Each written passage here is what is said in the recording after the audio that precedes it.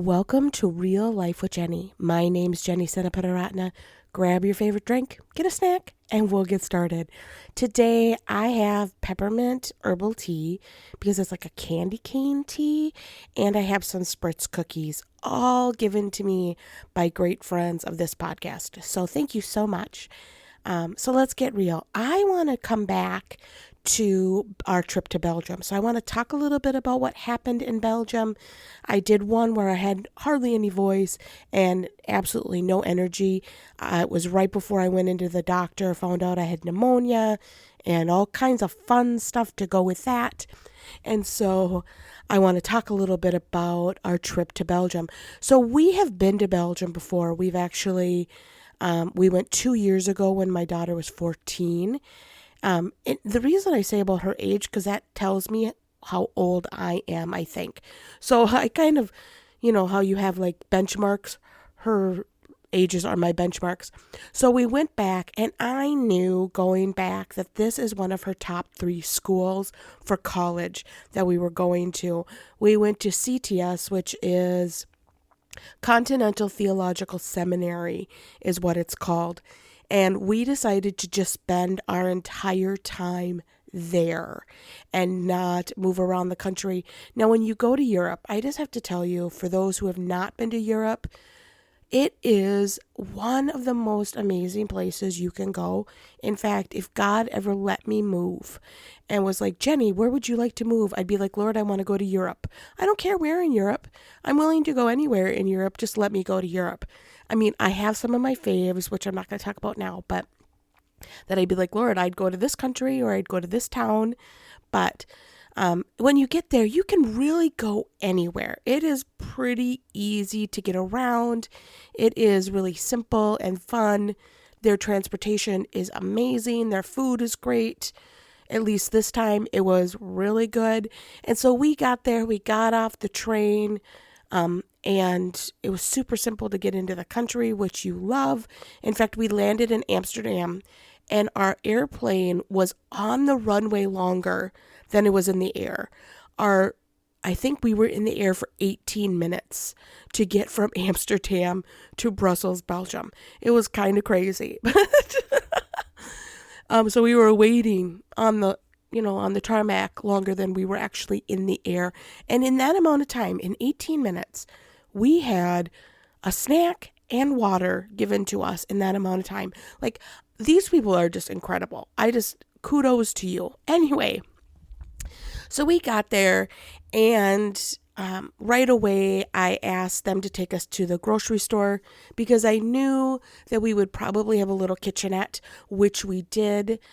We actually had a full fridge and no toaster, which was, I learned how to make toast on the griddle, which was really weird. But I made it work, right? I made grilled cheese sandwiches and made some toast a couple days before I got sick. But let me tell you about their grocery store. It is, whenever you can go to a foreign country or even a town that's not like yours, go to their grocery store. It tells you so much about the culture and about people. And I just absolutely love a grocery store, especially in a foreign country. So you have to pay for your cart, which I'm very comfortable with because I go to Aldi here. They had the fresh squeezed orange juice machines, which I had to do. It was my first time seeing them all over, and I've never done them. And this time I was like, I'm spending the money. We are absolutely doing this. And then when I went back later, I found out if you have one of their little cards, you get this little scanner that I got when we were married and you went around and registered at Target.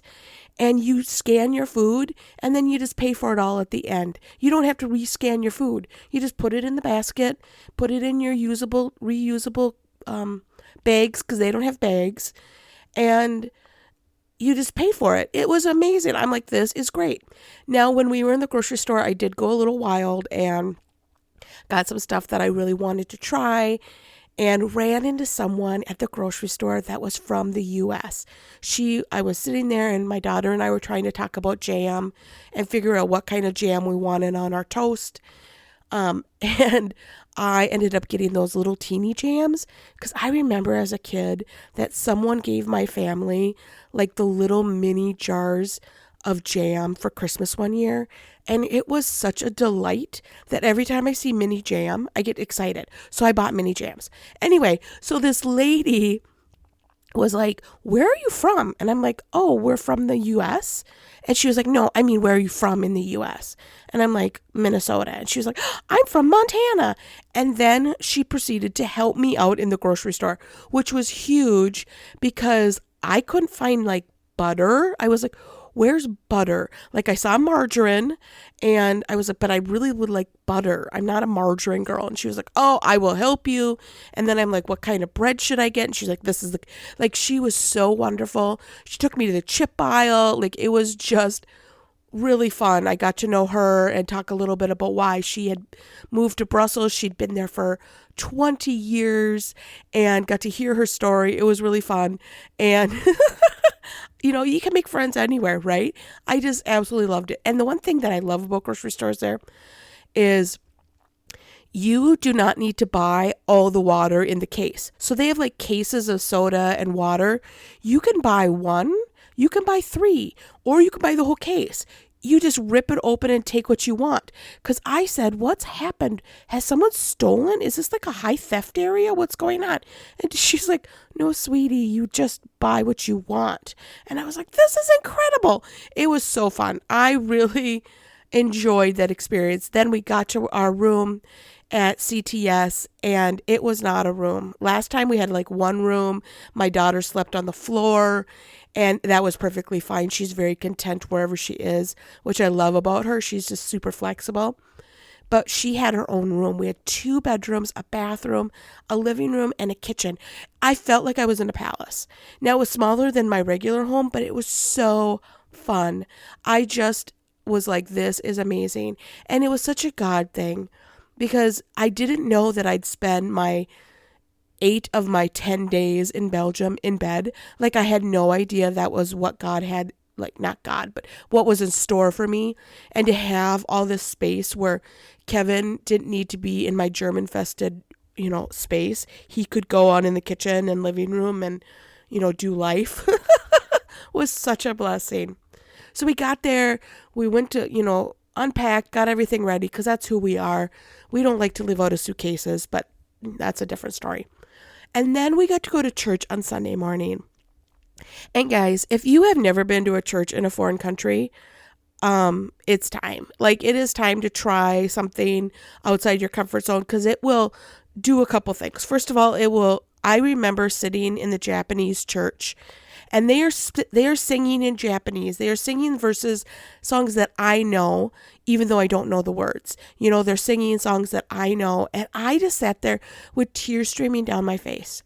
And it was the same when I was at Belgium. Tears streaming down my face going, it is amazing to me that my God is big enough to be worshiped all over the world. And these people love God as much as I do. And they're singing the same songs I'm singing, and they're reading the same Bible I'm reading. And it was just such an encouragement to me. And so I got to get up and give a 5-minute little, yay, Jesus loves you kind of moment. And I had been up all night because jet lag, you just don't sleep all the time.